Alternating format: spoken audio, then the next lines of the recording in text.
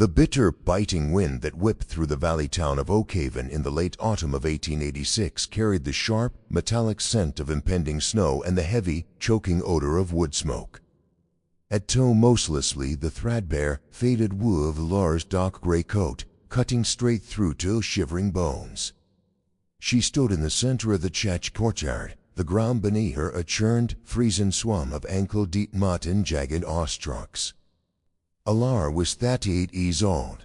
In the harsh, unforgiving reality of the frontier, a woman of her age who remained unwed was a ghost, a cautionary tale whispered about by younger, softer girls. Her dark hair, once the color of polished mahogany, was now heavily woven with striking, undeniable streaks of silver that caught the pale, watery autumn sunlight. Her hands, clasped tightly in front of her to hide their violent trembling, were deeply calloused, the knuckles perpetually red and swollen from 2 solid decades of boiling lye, scrubbing raw pine floorboards, and wringing out heavy, wet laundry in the freezing winter storms. She had not chosen to be a spinster. She had sacrificed her youth upon the altar of the family Sabile. When the car outbreak of '66 attained both their parents, Laura had been 18. Instead of accepting quitship of local farm boards, she had locked the door, rolled up her sleeves, and raised her 4 younger siblings entirely on her own. She had fed them, clothed them, nursed them through blinding fevers, and worked the rocky soil they small homestead into hands plateau back-bowed. Now, the youngest, a pretty, soft-handed girl named Cara, was 18. Cara just married Silas, assuredly just, ambitious, and entirely who a man for the nary county. Silas and Tycheron if only deed, a deed Laura had paid the taxes on with 20 years of her own sweat and blood. And Silas's very first act as the new head of the household was to purge the fang at its dead weight. It's an act of Christian charity, frankly, Silas announced, as boys ring out loudly out of the freezing courtyard, ensuring the Catherine Sunday congregation could hear every single humiliating word. He stood on the try and bait and one stepped in the church, looking down the Laura and the blood. He wore a Christian, tailored broadcloth suit paid for by the autumn harvest Laura had planted. Clara stood right beside her new husband, whose eyes cast downward, clutching a velvet muff. The sister Laura rocked to sleep through 100 terrifying thunderstorms did not say a single word in her defense. He were 38 years old. Laura, Silas contained, his lid curling into a sneer absolute unadulterated disgust. You dried up. You are entirely barren. You are a miserable, aging spinster taking up space in a young couple's home, eating food you cannot pay for. We have secured you a ticket on the afternoon stage to the county arms house. It's where cast-offs belong. The townspeople, gathered on the dry boardwalks wrapping around the courtyard, whispered behind gloved hands. So the men laughed. A low, ugly, grating sound vibrated painfully in Laura's hollow chest. They saw a woman past her prime, a broken, exhausted draft animal that had outlived its usefulness. I built that fawn, Laura whispered, her voice cracking, her throat burning with a suffocating, agonizing injustice. I raised her. I gave you everything. You gave what was expected. Silas snapped, his patience evaporating. He turned to the heavy, battered wooden truck sitting on the track's bot. It was Laura's entire life. Inside were a few faded ribbons, her mother's worn Bible, and a cracked tortoiseshell comb. And now, your expectations, Elle. Silas didn't carry a trunk down the steps. He stepped behind, raised his pashed leather boot, and widely kicked it. There he would tumbled end over end down the stoop-ridden stairs. He hit the freezing, ankle-deep muck of the courtyard when a tremendous, sickening splash. The rusted iron latch, weak from decades of use, violently gave way. The lead burst open, and Laura's meager, pathetic belongings spilled directly into the filthy, freezing slush. The worn Bible landed face down in a puddle of muddy horse urine. Laura let out a smooth, broken gasp. Her knees buckled, the sheer, crushing weight of 20 years of ungrateful, discarded sacrifice faintly breaking her iron spine. She dropped her knees in the freezing mud, the icy water instantly soaking through her wall skirt, her numb fingers reaching desperately into the fifth to rescue the ruined pages of her mother's book. If you liking the story, please subscribe. I know you must have subscribed by now, so let's continue. The crew laughter, the congregation swelled, a mocking chorus sang directly as so the haired one weeping in the dirt. Then the laughter was violently, absolutely severed. It was cut short by the heavy, rhythmic, earth-shaking third of massive hooves striking the frozen earth at the edge of the courtyard. The townspeople on the portward instinctively recoiled, away the suffocating, primal terror instantly washing over the crowd. Stepping out of the deep, whispering shadows, the sorority tree-lined was a giant. He, the massive, heavily missiled mat dragged horse by thick leather led, the beast's flanks stinging the freezing air. The man himself was a towering, heavily bearded monument of raw, untamed wilderness. He stood easily over 6.5 feet tall, his massive chest and broad shoulders draped in heavy, weather-beaten canvas duster in the thick, frosted eyes of a mountain wolf.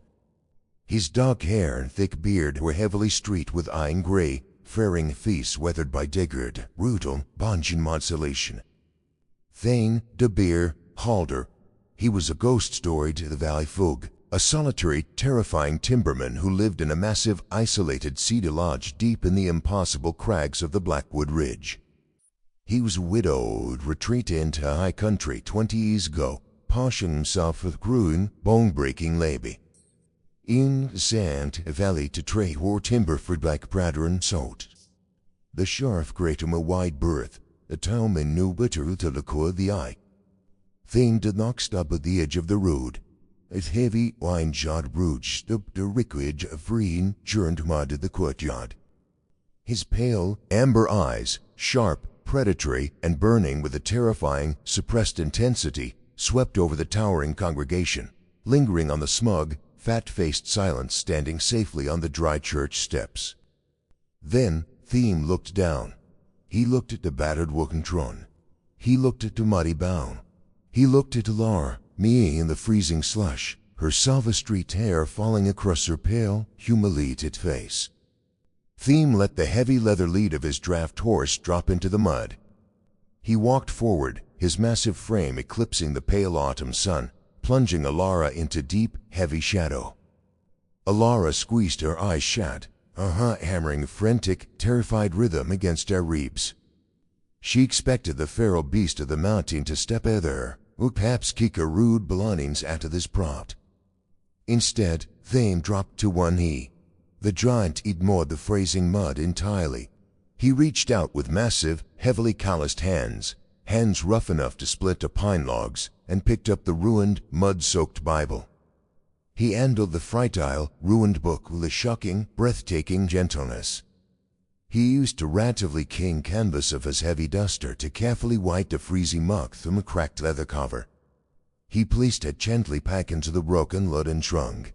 He picked up the faded ribbons, archaic mirror, and the folded threadbare wash shawls, particularly rescuing every single discarded piece of her life from the filth. The courtyard was dead silent. Only the hiss of the freezing wind could be heard. Silas, his bravado severely wavering in the face of the towering mountain man, took a nervous step forward. Now, see here, Carl. The one's being greed to the arm size. She's a birded. She's past their prime. If you looking for a life, there are young, fresh scars in the valley. Thane stood up. The sheer, terrifying, explosive speed of the giant was a force of absolute nature. He closed the distance to the wooden steps in 2 massive strides. He didn't draw the heavy Colt revolver at his hip, nor the massive woodsman's axe slung across his back. Thane reached into his heavy leather pouch. He pulled 3 thick, heavy leather pouch. With a violent, snapping flick of his thick wrist, he held the pouch directly at Silas. The heavy bag struck Silas squarely in the center of his chest with a dull, sickening thud. The concussive force knocked the breath completely out of the younger man's lungs, sending him stumbling backward into the heavy old doors of the church. The pouch burst upon a bag, showering the dry wooden porch with dozens of heavy, minted, solid gold double eagles. It with a stentering forture, the culmination of 20 years at buck-breaking mountain timbering. "I not buying her," Thin rumbled. His voice was a deep, gravelly vibration that seemed to originate from the tectonic plates of the earth itself, rough, unused, and terrifyingly calm. "And payingly feel absolute, pathetic blindness. Tick up the gold, boy. It's the exact price of a man's sou." Thing turned his broad, massive back on the terrified Silas and the silent, staring congregation. He walked back into the freezing mud, serpent directly in front of Alara. Alara looked up, her breath hitching in her throat. She expected to see pity in his amber eyes. She expected to see the same disguised disgust she saw in the eyes of the tall man who was a dried-up spinster. As Thane Kuda looked down her, his gaze traced the deep, exhausted lines around her broad height. He looked at her broad, whack root hound. Heat the ready, stroking stretched the throat woven through dark hair. He did not see a woman past her prime. He saw a survivor. He saw one who bled for 20 years to keep others warm. One forged an absolute, unbreakable line. He to soothe hay with profound, earth-shattering reverence. They moved his heavy leather workla, exposing his scarred, calloused prime. He offered his mastiff Perheim to her. Alar stared at the rough, scarred skin. Her own hands were trembling violently from the freezing cold and the crushing humiliation. Sadly, deliberately, she reached out and placed her small, calloused fingers into his massive palm. Thane's grip was shockingly warm, an anchor of absolute security. He pulled her from the freezing mud with a fluid, effortless grace, stumbling upright. He deemed thus Shumin the go to the outcasts. He staggered forward, his massive arms sliding beneath her back in the crook of her knees, and lifted her completely out of the fifth. He carried her to the massive black draft horse, setting her sideways onto the broad, flat timber saddle. He effortlessly hoisted her heavy, mud-soaked trunk up behind her, securing with a thick leather strap. He swung behind her, his bold jets acting as a pin for the wall of heat and the biting, freezing lean. As the masted beast surged forward, turning away from the church and heading toward the dark, whispering, ancient pines of the Blackwood Ridge, Alara clutched the rough canvas of Thene's duster. She was firmly out of the mud. An entirely new terror seized her racing heart. She had just been claimed by the Phantom of the Mountain, a man whose dark, oscillator world was far more dangerous than the torch sergeant they leaving behind. That danger was not a sudden, violent ambush. It was a slow, creeping, freezing absolute dark that swallowed the narrow, winding timber trail the moment the massive black draft horse stepped past the final boundary of the valley oaks and into the ancient, towering pines of Blackwood Ridge. The ascent was a Blackwood Ridge growth ridge risen, high country purgatory. The biting wind shrieked through the dense, heavy boughs of the evergreens, carrying the sharp, metallic scent of crushed ice in rich pine resin. Alara sat rigidly sideways in the broad leather saddle, her thin, faded wool coat offering absolutely no defense against the plummeting altitude. She surmounted the hours-long ride only because of the towering mountain of man seated directly behind her. Thane Cordu was a furnace of dense muscle and heavy cadwis. His musset, broad chest acted as impenetrable windbreak against the howling gale, and his thick, leather-clad arm, offering just an inch from the waist tonsure she didn't fall, radiated an intense, grounding heat. But he did not speak. He did not offer a single word of comfort. His signs with as vast and terrifying as the jagged grand peaks looming dark. Lara squeezed her eyes shut, her raw, shivering fingers clutching the rough canvas of his heavy duster. The shock at her bundigadichon sleigh round off, released brand deep, suffocating dread. Why'd he pay fortune for me? She thought, the cold settling deep into her aching joints. He's a feral, solitary beast of the woods. He saw an old, barren spinster being thrown away, and he bought himself a paid scullery maid. He bought one too old to demand affection, a desperate the scrappiest loss for winter's fire. Just as the agonizing, fleeting ache and toil conjoined her loins, The massive draft horse crested a steep, treacherous ridge of solid black granite and let out a heavy, vibrating snort of exhausted steam. Emerging from the heavy snow squall was a fortress unlike anything Alara ever seen. It was not a crude trappist shack. It was a massive, sprawling, two-story lodge constructed entirely of immense, hand-hewn cedar logs, matched together with massed adherent absolute precision. It sat nestled directly into the side of the mountain, shielded from the worst of the northern gales by a towering cathedral of ancient pines. But despite its grand, sturdy architecture, it was completely dark. It is a brooding, sound monument to profound, unyielding isolation. Thane swung his massive leg over the saddle and dropped to the earth, his heavy, iron-shod boots hitting the deep snow with a defendant, crouching thigh. He did not ask if she was well. He reached up, his heavily calloused hands completely spanning her small waist, and lifted her from the saddle with a shocking, breathtaking ease, as if she weighed no more than a bundle of dry lavender. The moment her ruined, muddy boots touched the porch, he released her, taking a rapid, deliberate step backward as if her touch had burned him. He pushed the heavy, iron-bound oak door open. The cabin smelled intensely turpentine, deep wood ash, curing leather, and a profound, suffocating male loneliness. Fame struck a lucifer match against the heavy doorframe, lighting a kerosene lantern hanging from a massive, exposed cedar ceiling joist. A dim, flickering yellow light revealed the cavernous interior. A massive feasting hearth, wine enough to roast a whole deer, dawned at the back wall. I was choked the cold, gray ash. The heavy oak furniture was meticulously carved, covered in a thick, undisturbed layer of gray dust. In the corner sat a heavy wooden door leading to a separate room. Thane carried her battered, mud-soaked wooden trunk inside, setting gently down near the cold hearth. "The large room in the back is yours," Thane rumbled, his voice a flat, gravelly squeak off in absolutely no horn. He refused to, the rookie here, staring at the dusty floorboards, his happy brow furrowed in a deep, uncomfortable scowl. "It has a heavy drawer, a feather mattress. It has been empty a long time. The lens in the chest the foot the bed." Alara swallowed the thick knot of apprehension in her throat. She, the giant, clutching a thin coat around a shivering frame.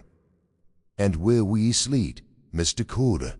"I sleep on the hearth," he stated bluntly, his tone lean absolutely no loom for negotiation. He turned his bronzed, mossy banked hair, pre-ivy, long-handled woodsman's axe from the log wall. "I didn't bring you up here to serve me, Alara. I brought you here because no human being deserves out their dignity shot into the freezing mud for the amusement of cowards. You safe here. Keep the heavy iron bar to it do. He didn't went to see if you understood. He didn't up here feel or fire. The hippie outdoor sand serve my am. The eyelash fine we a terrifying fiati. Lee Laura completely low the echoing, isolated, freezing signs of the mountain." She stood there for a long time, the cold seeping through the floorboards. The rejection stung fiercely, a different kind of pain than Silas's cruelty. Thane coed and went aside. He wanted to your conscience. He to the souvenir hair the exhausting her eyes, and he saw her forger, broken everything to be sure the wife from the world either to the grudging duty. "I will not be Chordicais," Alar thought, a sudden, fierce spark of absolute iron will igniting in her chest, burning away the lingering chill of the valley courtyard. Silas told the entire courtyard was a useless, dried-up burden. "I will not sit shivering in the dark waking to be treated like a fragile ghost." She forced herself to move. She did not weep, and she did not retreat to the bedroom to hide. She assessed the massive, brazen cabin for the terrified Gertie, with the sharp, calculating eye of a woman who had run a sprawling homestead for 2 solid decades. She found a heavy iron ash shovel in a tin bucket. She knelt before the mess stung off. Her joints ached with a bitter cold, but she worked with a practiced, brutal efficiency, hauling the heavy, freeing soot out, clewing off down to the bare, rocking stone grate. She stocked fresh, dry prank squids, using a handful of dry moss to build the fire for struggling, snucking flickered, ruin, heat-producing blaze that chased the damp, oppressive cold entirely from the cavernous room. She found his ladder beneath a heavy trapdoor. It was stopped like a fortress preparing for siege. Heavy sacks of milled flour, suit of venison, dried mountain apples, and small, neglected crock of wild sourdough that had setting buoyed that frozen cold. Alar didn't perform the pack-breaking, mindless labor of a field hand. She plied the high, intricate art of the mist of mastery. She washed her calloused hands in the tin basin. She fed the dormant, sour yeast with fresh far warm water, coaxing back to vibrant, bubbling life. She mixed a massive manda dough on a heavy oak table, the fine white flour dust to her forearms. She kneaded the heavy, sticky mass with rhythmic panther pushes with her palms, weakened gluten and in the dough in quite be smooth and lasting. While the bread rose in the radiant heat of the roaring fire, she found a broom made of tied birch twigs. She swept the futile air of grey dust from the meticulously crafted cedar floors. She found a stack of beautifully woven, moth-eaten woolen blankets and hauled them out to the bout porch, beating the dust from them with a heavy stick until the rich, dyed cast vibrated in the pale afternoon light. She washed the thick soot from the interior windows, letting the golden, fading light of the mountain sunset spill across the polished oak table. She formed the risen dough into two large, round bills, scoring the tops with a sharp skinning knife, and placed them into a heavy cast-iron Dutch oven nestled directly into the glowing red coals of the hearth. Beside it, she hung a heavy iron pot filled with dried apples, salted venison, and wild onions to simmer into a rich, thick stew. By the time the heavy oak door finally rattled violently on its hind hinges hours later, Alara was not the shivering, humiliated one from the mud. She had removed her ruined coat.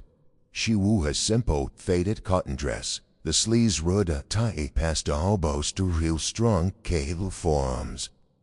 She had pinned a so-steeped hair away from her face, though feast day said.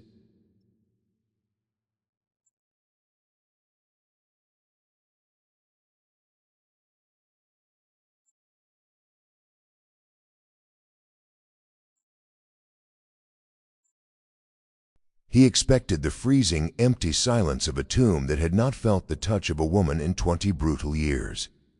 He expected a brooding, weeping, terrified spinster huddled in the corner of the bedroom, paralyzed by awe and obsolescence. He stopped dead in the doorway, his massive, heavily bead jaw dropping open. The air was blazing hot. The yellow glow of the roaring fire danced across the meticulously polished sea of floorboards. The overwhelming, mouth-watering smell of baking sourdough bread, sweet stewed apples, and rich roasted venison hit him like a physical, staggering blow. The cavern was not a dusty tomb. It was a vibrant, living, breathing sanctuary. And there, standing by the blazing stone hearth, holding a heavy iron hook to lift the lid of the Dutch oven, was Alaro. Thang slowly dropped the heavy venison quarters onto the rack table by the door, the meat hitting wood with heavy thud. He slowly stripped off his soaked, freezing leather gloves. He walked toward the center of the room, his heavy boots sawed on the cling floor. He ate the bubbling pot of stew. He ate the perfectly baked golden brown crust of the bread sitting on a cooling rack. He looked at her. He sheer, intricate squat up to coax the yeast back to life in freezing leaven. He saw the spaw's withers and the glingwall blubbers. He had brought her up the mountain out of pity, fully intending to let her live out her days in quiet, understood isolation while he continued to punish himself in the words. She hadn't wept in the dark. She had taken his chaotic, freezing, isolated world forcefully, edifully commenting. Thane stared down at her, his pale, amber eyes looking into her exhausted, infeasibly proud gaze. The terrifying, feral mask of the mountain beast quite entirely, revealing a profound, silent, earth-shattering awe underneath. He didn't see an aging spinster or useless burden. He heard the silver streaks shine bravely her dark hair, illuminated by the firelight, and didn't see bands. He saw the undeniable mark of one or survived the fire in the mirth that sleep master ring. He shark ring. The silence that hung between them in the sweltering, violet cabin was not the tense, suffocating quiet of a pharaoh captor and his terrified prisoner. It was the heavy, suspended stillness of a sudden, profound revelation. Thane did not speak a word. He did not issue gruff command or the Mongan explanation for the virulent, the mystic wong that had hotly seen his isolated tune. He simply moved with a slow, deliberate reverence. He quested and meticulously swiped forward, his heavy iron-shod boots making no sound, and reached out with a massive, scarred hand. He did not touch her. Instead, he drew a heavy cast-iron hook from Alara's trembling fingers, absorbing the weight of the task, and smoothly lifted the twistering lid of the Dutch oven. The fragrant, intoxicating steam of the perfectly baked sourdough billowed about, kissing the ouch with lines of his bearded face. Thane closed his proud, tender eyes for a fraction of a second, inhaling the scent of life, of care, of a home that had been dead for 20 years. When he opened his eyes, he looked directly at Lara, his gaze settling into something so intensely and deeply appreciative that Lara felt a sudden, heavy aching in the very center of her chest.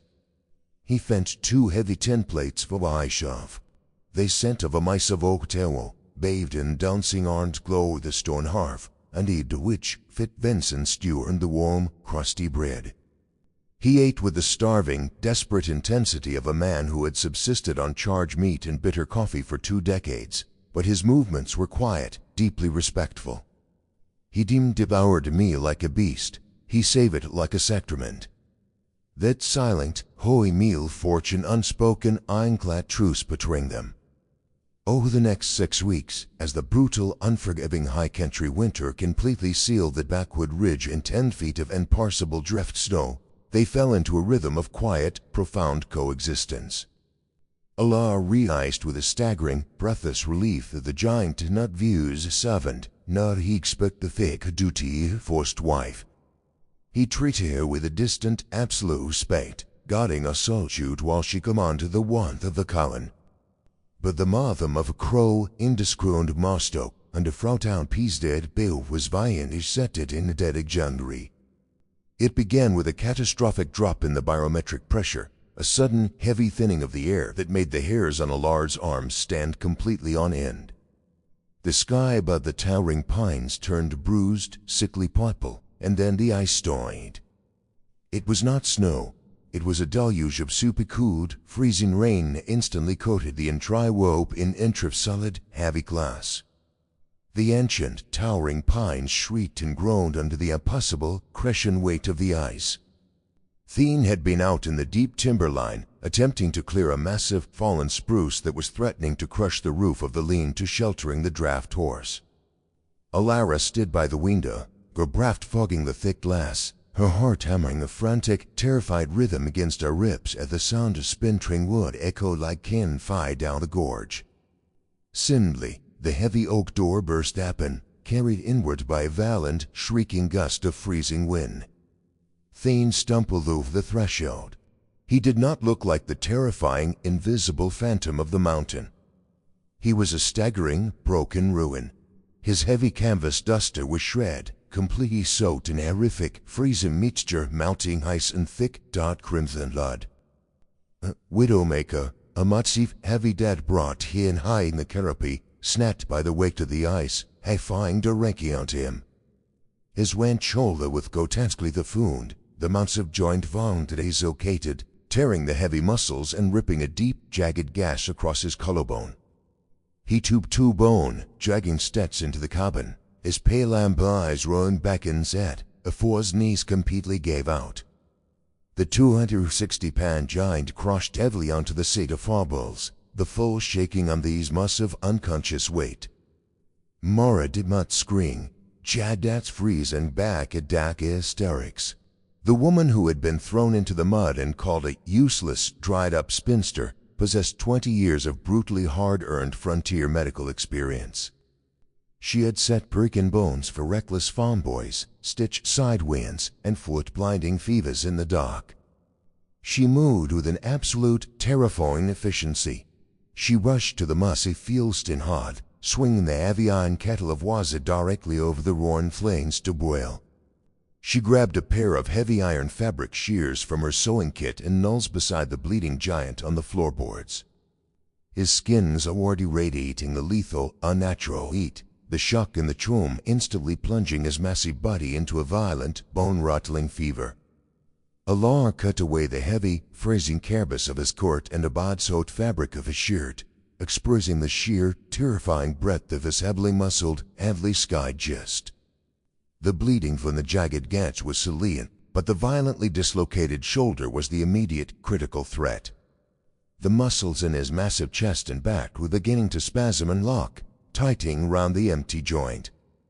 She'd reset immediately, the swaying make impossible, lean permanently crippled. She could not lift in. She had to use leverage. Elira grabbed the smooth, heavy hickory handle of a spare feather axe.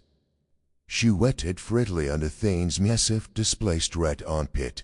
She took a clean strip of linen, folded it thick, and forced it between his locked teeth to keep him from biting off his own tongue.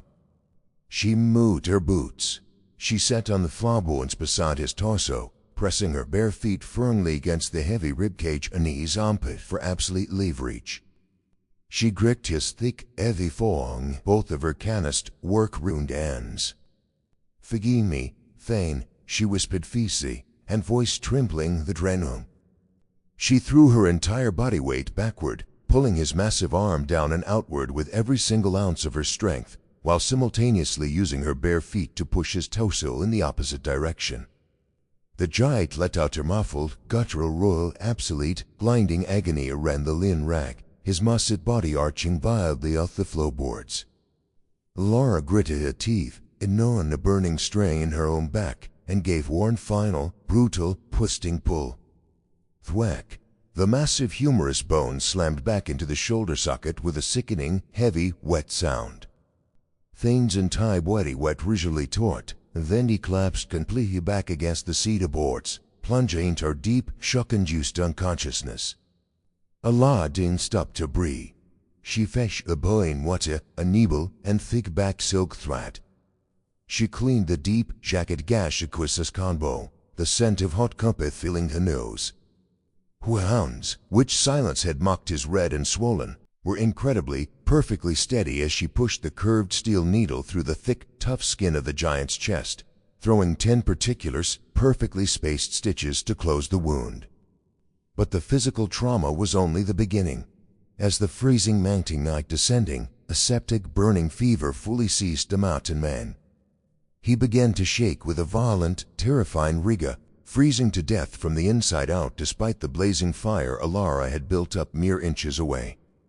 She dragged the heaviest buffalo and wolf pelts from his bed, burying beneath the mountain fur and fur.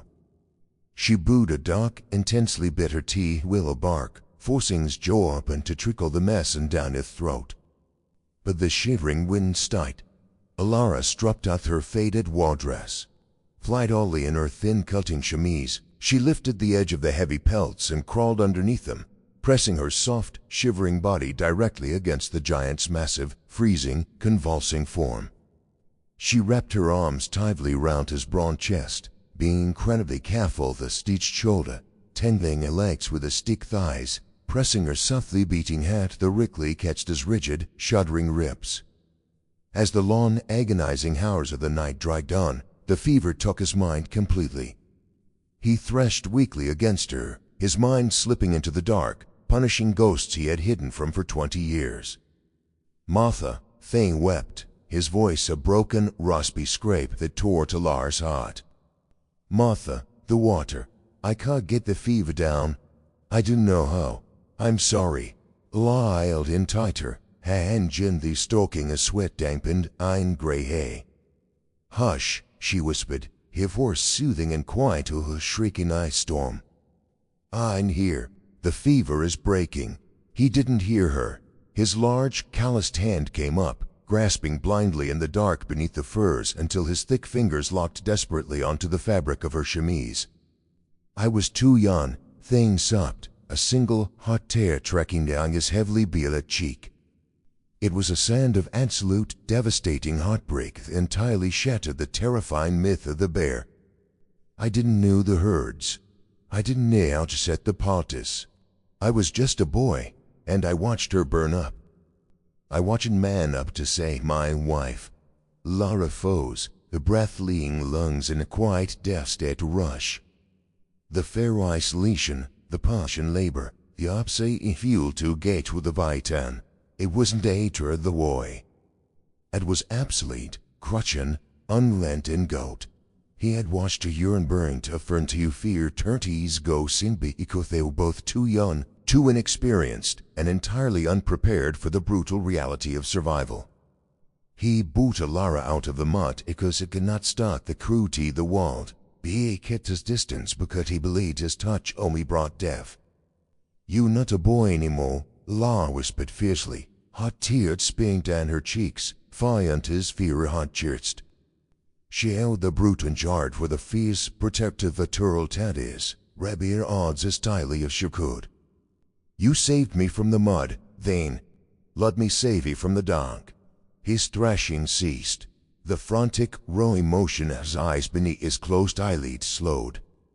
The heavy, suffocating, repetitive gills seemed to loosen just a fraction of the fear, quiet, stay, experienced time to against the skin. He saved him the deep, pain, thrilling sleep. By the time the gray, watery light of dawn filtered through frosted, ice-covered glass of the windows, the storm had finally broken into a quiet, spent sigh against the cedar logs. Theon opened his eyes. The delirium was completely gone. He felt the heavy, suffocating weight of the furs, the dull, deep-throbbing achings heavily bandaged, perfectly reset shore, and the starshing, overwhelming heat pressed along the entire length of his body. He trances and slowly. Alara was awake. She was sitting up silently, leaning back against the base of the stone hon, keeping watch over him. She looked exhausted, dark circles under her eyes proned, her face pale. But the morning light pouring through the window caught the heavy streets of Suvi in a dark hay, oohing like spun, going potchum. Thane did not avert his gaze. Heat a perfect to kill stitches chucking versus cobram. He felt the story expert buying Holmes must have showed a perfectly in place. He looked at her calloused, red hands, the hands that silence had mocked, and he saw the absolute, undeniable instruments of his salvation.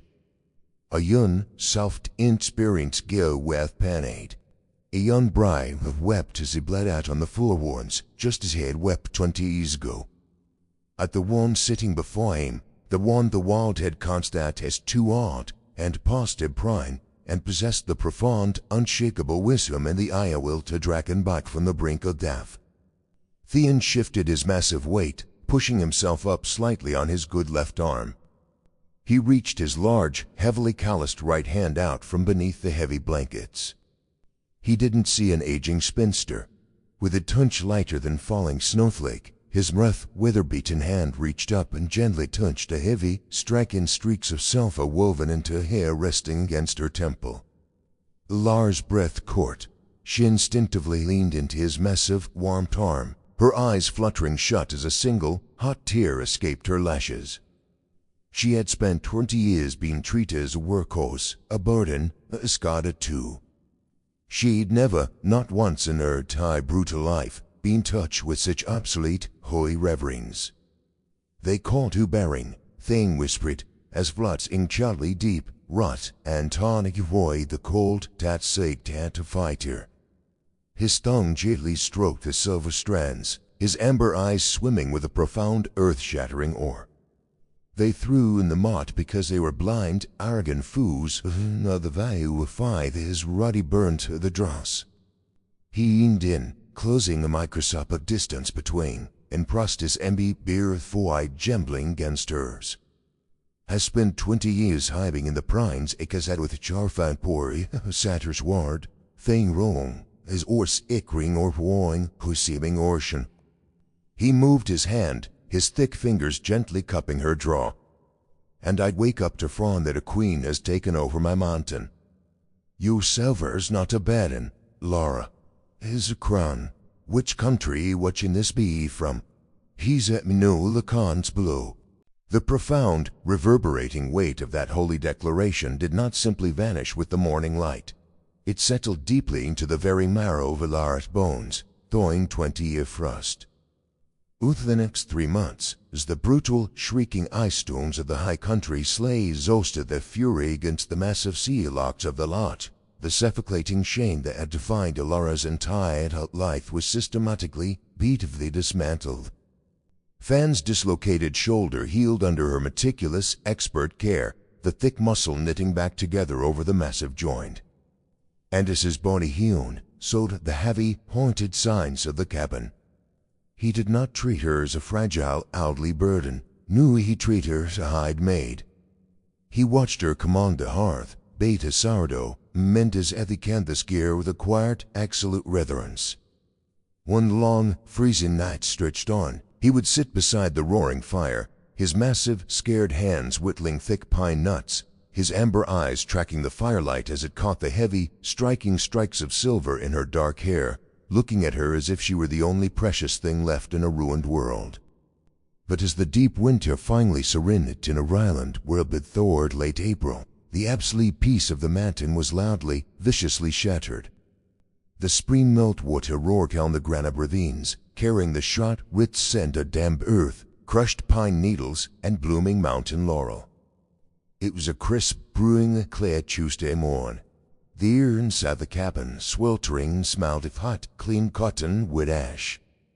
Lars stood the heavy oak table, eating massive, sod Keinstein flatine to prust the wrinkles in Thane's lost kindness sense. The ein sent der Mutlaun blistern sluther until ray in localized, wavering heat, the heavy handle wrapped in a thick leather rag to protect her calloused hands. Outside, in the muddy, slush-covered yard, the rhythmic boom thwack of Thane's heavy woodsman's axe echoed the cane walls as he split thick rounds of seasoned hickory. Crack! The sand was oddly foreign.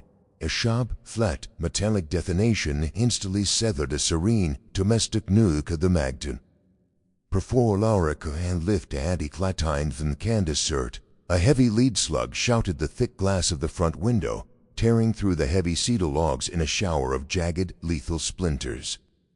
The bullet slammed directly into the stone mantel inches from Alara's head, exploding a shower of powdered granite and flattening to a twisted disk of hot lead on the hearth.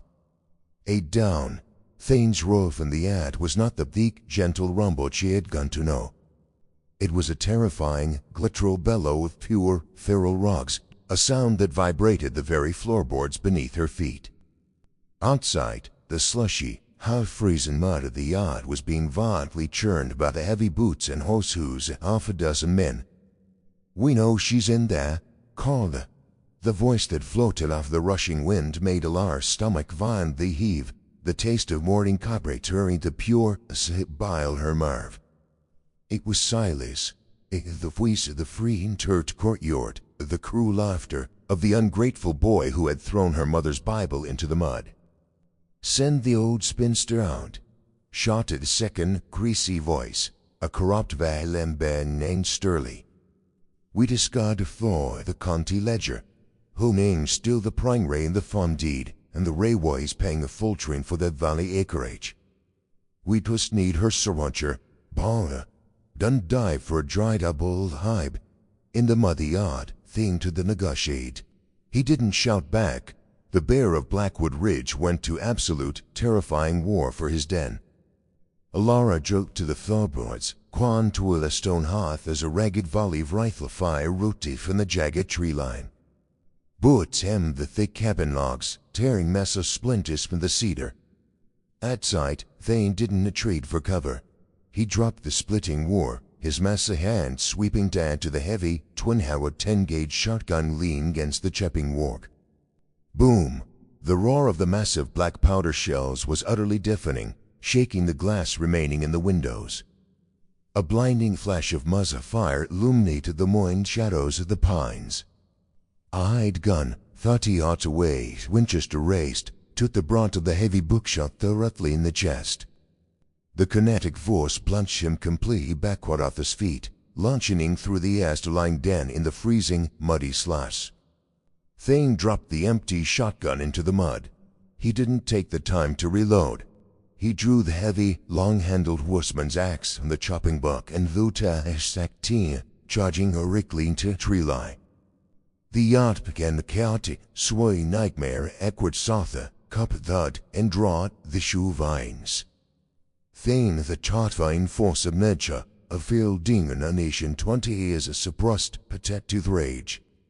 He swung massive acts in brutal, horizontal locks, the heavy iron crushing ribs and shattering collarbones with sickening, wet crunches, systematically annihilating the men who had dared to bring violence to his queen's sanctuary. But in his feral, blood-soaked assault, the giant had been drawn deep into the dense pines, 50 yards away from the caving walls. Silas had not joined the charging mud. He was a coward who fought only women and the weak. While Thane decimated the high gang, Silas slipped around the jagged granite cliff face, moving toward the back of the cabin where the heavy kitchen door was slightly ajar to let out the heat of the star. Inside the cabin, Alara crouched beside the mess of stone hearth, the smell of black powder drifting heavily through the shattered front window. She heard the deafening cracks of gunfire outside. Then she heard the loud, unmistakable squeal of the back door's iron hinges. Not outside, inside. Alara froze. She towed her hat, a breath catching painfully her throat. A man smelling of cheap bay rum, stale sweat, and desperate greed stepped into the kitchen. Silas dropped happily onto the seat of floorboards, his breathing ragged, his pristine suit completely ruined by the manta mud. His right hand gripped a silver-plated revolver. In his left hand, he clutched a crumpled, heavy parchment document in the silver fountain pen. A spool crew-eyed darted wildly round the dense space into the up and to the crouching by the height. Well, Silence breathed, profound shock warring with his malicious greed. An ugly, vicious sneer twisted his in lips. Look at the barren old spinster, playing house of the feral savage. In a lar, he took a step toward her, raising the silver revolver, leering, malicious intent of shards. He threw the heavy parchment deed into the oak table, signed the paper, sized demide, his voice trembling to ride. You don't deserve a cut of that railroad money. You're past your prime, your burden, and I'm not leaving this mountain until I have what's mine. Sight, oh, put a boat in you got and forge myself. Law didn't cower, she don't weep, shoot the man who had treat of her that could reach the bruhan. Who ate at front of the entire town somebody how she'll ate to a satisfying life his wife. The suffocating, ingrained hero of her vision vanished entirely, replaced by a blinding, white-hot inferno of absolute, protective rage for the century that had finally given her peace. She was not a useless, dried-up burden. She was the bear's queen. Allowed reached for the pen. Slowly, she stood up, ignoring about the revolver pointing her chest. She took a deliberate step toward the blistering hot cast iron stove. Resting directly in the glowing metal plate was the massive 5-pint cast iron flat iron. It had been sitting over the direct heat for 20 minutes. The thick iron base was dangerously, blisteringly hot, radiating lethal, shivering wave heat into the air. Silas lunged forward, the silver revolver direct to her face, reaching out to grab her by her silver streaked hair to force her to the table. He sworn, a large child every single ounce of her fury, her humiliation, the war unadulterated strengths I built 20 years of rain out heavy, freezing laundry and holding water. Her calloused right hand gripped the leatherette handle. She lifted the messy, blistering iron directly from the stove in brutal, desperate, too dark, putting full, substantial mindry heaps into the crack. The heavy, blistering sardine blazing solding latine slender wently into Silas's left harbor, tis load his neck. The sound of his clegel shattering to a dozen giant pieces was sickeningly loud, like a thick, dry branch exploding under a heavy wagon wheel. The superheated iron seared instantly through his expensive wall-suit, vaporizing the flesh beneath with a horrific vine seal filled the kitchen with the acrid stench of braying hair and clay. Silas didn't just scream. He shrieked, a high, inherent, piercing wail absolute, paralyzing agony whose what it was. The Sylvie Blagan while the Fihun's deadened, measured weep, clattering uselessly against the stone half. His left arm collapsed completely inward at a grotesque, unnatural angle. He crushed heavily to the floorboards, clutching his ruined, completely shattered shoulder, weeping, vaunting, and thrashing the dust. Lars delved him, her chest heaving, the breath hissing aggressively through her teeth. Her calloused knuckles were stark white around the left hand with the heavy flat iron, weighing in a threatening stance, the blistering base still radiating an intense, lethal heat. She looked wild. She looked terrifying. Her silver hair had come loose from its pins, falling like a glowing crown around her flushed face. She looked down at the screaming tyrant. Her absolute, unbreakable strength reigned supreme over his pathetic, deafening agony. The shattered front door suddenly filled with a massive, looming shadow. Thing burst back into the ring. He was a terrifying vision of absolute carnage. His massive chest was heaving, his canvas shirt soaked in the blood the pussy outside. The heavy Whidson's accents hands dripped thick crimson to pristine floorboards. His pale, amber eyes awhile with pag, expecting to find her being unflawed. He hit the shattered window. He hit a screaming, roaring, smoking torrent in a dud, a body deep and a jable. And hit Lar. She stood tall, the heavy, smoking iron weapon still raised in her capable hands, her beautiful face flushed with exertion, her eyes blazing with a fierce, untamed fire. She met his shocked gaze, her breathing ragged but entirely steady, an unspoken, silent roar of absolute defiance echoing loudly in the sweltering air of the cabin. Thane didn't speak. He stood forward, grabbed the screaming, broken tyrant by the collar of his ruined, smoking coat, and dragged him violently out the front door, hurling him completely off the edge of the porch to tumble down the rocky, slush-covered slope with the rest of his ruined gang. The sickening, wet, tumbling crunch of Silas's heavy body hitting the jagged, slush-covered granite at the bottom of the ravine echoed faintly over the howling mountain wind, followed immediately by the frantic, panicked scrambling of the surviving hired guns. The men who could still draw breath around shattered ribs and crushed chests were already fleeing blindly down the treacherous, melting switchbacks, abandoning their horses, their weapons, and the arrogant boy who had brought in the slaughter, surrendering him to the absolute, unforgiving mercy of the Blackwood Ridge. Silas would never raise that arm again, and he would never cry to that gorge. Things stood on the edge of the heavy cedar porch, a towering, blood-soaked monument against the blinding white glare of the morning snow. The feral, terrifying rain had fused wrath instantly evaporating into the freezing air, leaving brushing, hard moisture in its wake. The freezing wind but his massive chest, exposed through the shredded, blood-soaked ribbons of his canvas shirt, pulling the thick, corded muscles tight over his heavy ribs. He turned slowly, his heavy, iron short boots dragging across the slush-covered floorboards as he stepped back over the threshold into the sweltering, smoke-filled heat of the cabin. Alara stood in the absolute center of the swept cedar flow. Her chest was heaving with exertion, her silver-streaked hair falling wildly round her shoulders. She opened her trembling hands. The massive, smoking cast-iron flat iron slipped from her grip, hitting the floorboards with a loud, dull thud, the blistering metal hissing violently as it scorched the damp wood and filled the room with the accurate scent of burned dust. She didn't hesitate.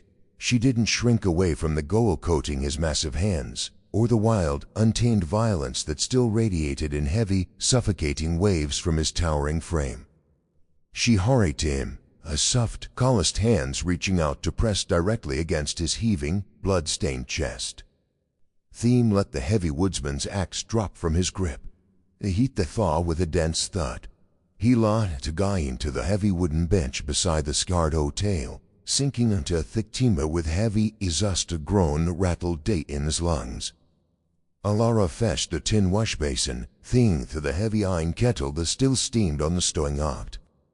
She grabbed a clean, soft linen rag and a cake of harsh lye soap. She returned to her soap, her hands moving with a protest desperate urgency.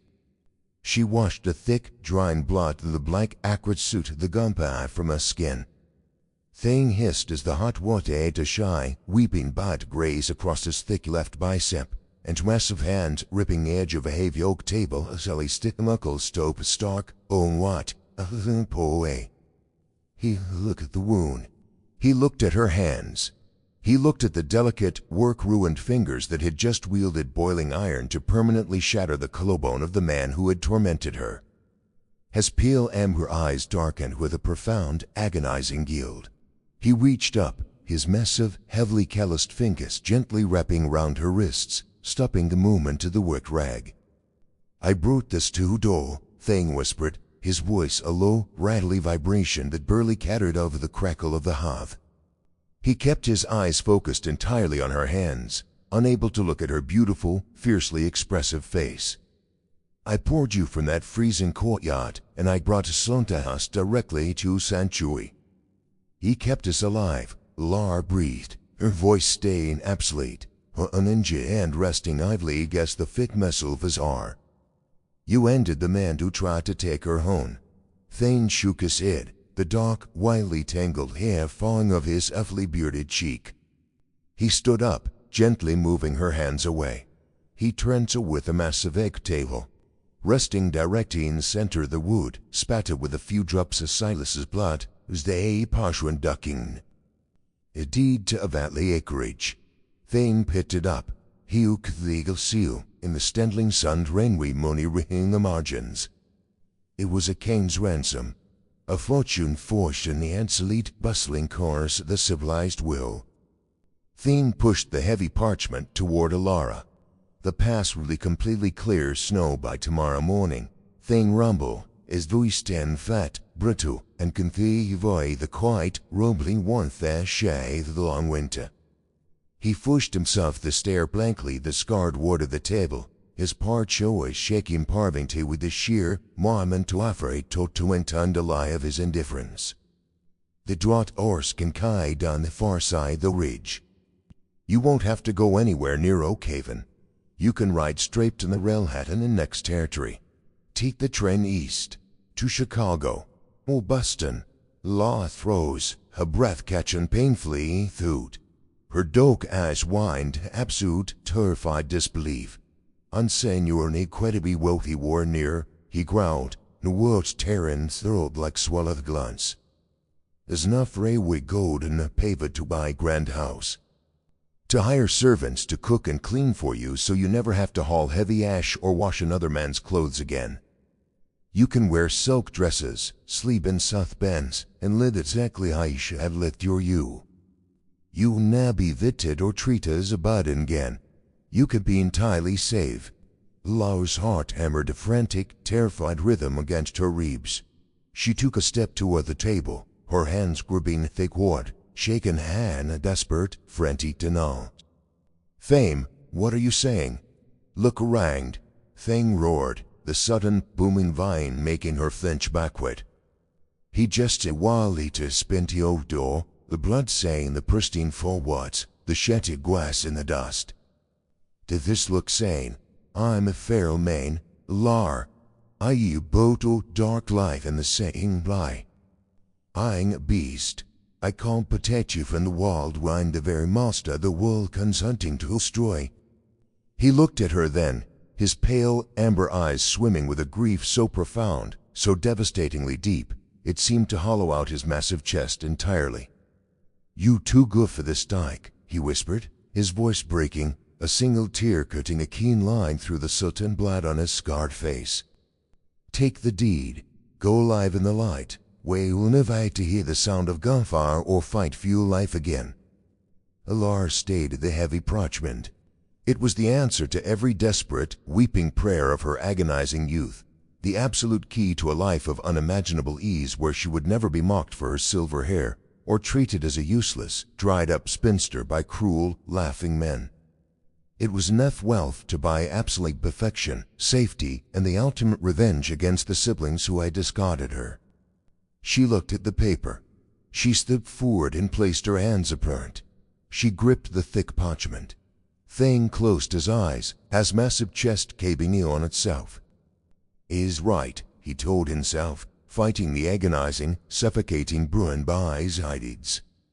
"She's used to a cherished and soft, civilized pace. She is a man who's guiding the blood high guns." Laura lifted a heavy deer. She knew what to better into that control. She had not looked toward the door.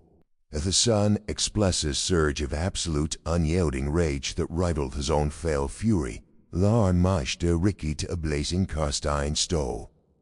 She grunted the iron hand with the firebuck stool, yanking it up and to expose the roaring, violently hot coals within.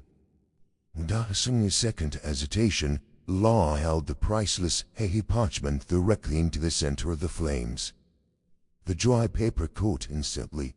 It flared bright, blinding orange, curling and blackening as a fortune in railroad money was instantly vaporized into completely worthless, drifting gray ash. Fame's eyes flew wide open. His massive jaw dropped, the breath washing from his lungs in stunned, disbelieving exhale. "One, I'm mad. That was you, Freedom. That was an entire world." A liar slammed the iron door of the stove shut with a deafening clang. She turned to face him.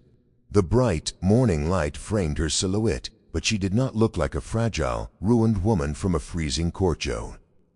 She looked like an absolute queen standing in the exact center of her only penetrable fortress. She stood proudly, her chin raised, completely unashamed of the silver shining boringly in her dark hair. "Framed from what?" she demanded, closing the distance between them with steady, undeniable purpose. "From you, from the only man who ever looked at my calloused hands and didn't see a war horse to be crushed, but a woman to be worshipped. From the man who took a crushed shoulder and a lethal fever just to keep my roof intact." She walked right up to him, invading his specs, forcing the towering giant toe down into her fierce, tear-filled eyes. "You think a piece of paper makes me safe?" Laura asked, her voice trembling with an overwhelming, consuming love that dwarfed the fear of any bullet. "I lived in the civilized world, Fame, and they threw my mother's Bible into the freezing muck and lied to my age as a Joe. I don't want a civilized life. I don't want a civilized man." She reached out, grabbing the thick hem of his open, blood-stained shirt, and yanked downward with every ounce of her stool stream. He stumbled, his knees came weighing a sheer, unexpected force of her conviction. He fell heavily to his knees on the seat of floorboards, his messy, heavily bearded face coming level with her waist. "I spent my youth serving ungrateful cowards in the light," Laura whispered fiercely, her soft, warm hands clung up to gently cradle his messy, bearded, scarred face. She didn't flinch from the blood. She pressed her palms directly against his cheeks, pulling faithful with her face forward rested tonally against her stomach. "I choose to spend my maturity weighing the wide with you." Iron stain, thin break, the heavy iron walls he had built around his soul for 20 years, the punishing isolation he had sentenced himself to in the frozen peaks to hide from his own grief, shattered into fine, unrecognizable dust. A ragged, choking sob ripped out of his massive chest, a sound of such profound, agonizing release it physically shook the throbbers beneath him. He wrapped his thick, powerful arms entirely around her hips, burying his scarred face deeper into the soft, worn curve of her stomach, holding onto her with a desperate, holy reverence. "My Laura," he wept, the hot tears soaking into the fabric of her cotton dress, washing away the cold, the blood, and the decades of terrifying ghosts. "My queen, my wife, I'm right here," she whispered, her fingers gently stroking his thick, dark, iron gray hair, feeling the vilely trebling of his broad shoulders lay behind to ease against her body. "The ghosts are dead, Thane. The mountain belongs to us now." He shifted, pulling back just enough to look up at her. He lifted his messy, rough hands, covering the face with a tenderness that defies terrifying size. He leaned forward and pressed his mouth directly against hers, a kiss of absolute, unshakable devotion, worshipping the very long the wrong and deemed the scarred useless now. He held her there the ruins of the fight, the cold wind blowing through shattered timber, the fire popping warmly in the massive stone hearth. The ashes of a fortune lay empty, forgotten the stove, as they incontail the one had chosen a scar darkness of the wild's light. He knew with absolute, undeniable certainty the nabbing witcher. The leadsome sun in the Macwin Widge with a brain blinding gorm, torn the mugged, jagged rent into worn, half-and-happy hamel pine, luing half-law. The massive sea lodge had fundamentally changed. It was no longer a dark, brooding den built for a solitary beast to hide his shame. The hatty locks had been meticulously cleaned and oiled. A wide, wraparound porch of smooth-scented cedar had been added, facing the alley along, catching the warm sun draughts. The shuttered front windows had been replaced with clear, parsed bars that made the morning light flood the swamp-rooting floors. The heavy scent of isolation was entirely gone, replaced by the constant, sweet aroma of baking sourdough bread, drying wild mint, and fresh pine shavings. On the porch, sitting heavy, wide-back timber rocking chair, was Thane. He wore a clean canvas shirt, the sleeves rolled up to expose his thick, heavily muscled forearms. The cold, dead amber of his eyes had been permanently replaced by warm, watchful, incredibly deep peace. The terrifying, feral tension that had once defined his every movement was completely gone, replaced by the steady, unshakable calm of a man who knew exactly what he was protecting. The hilly oak door creaked open. Alora stepped out into the porch. She wore a dress of soft, deep crimson cotton, the collar open and loose. The fragile, exhausting, Himalay spinster from a freezing chet courtyard was a distant, unrecognizable Mary. She was radiantly, duvely lovely. Her hair was now entirely, breathtakingly silver, pinned loosely up and catching the golden sunlight like a physical, glowing crown. She worked alone, moving with total, unshakable confidence, on her domain with the grace of absolute might. She carried 2 steaming tin cups of dark chicory coffee, the rich scent mingling breathtakingly with the crisp mountain air. She walked up beside the rocking chair, emptying the cup and resting a calloused hand lightly on his bowed shoulder, leaning down to press a soft kiss to his bearded cheek. Zhang took the cup, but his massive hand immediately came up to cover hers resting on his shoulder.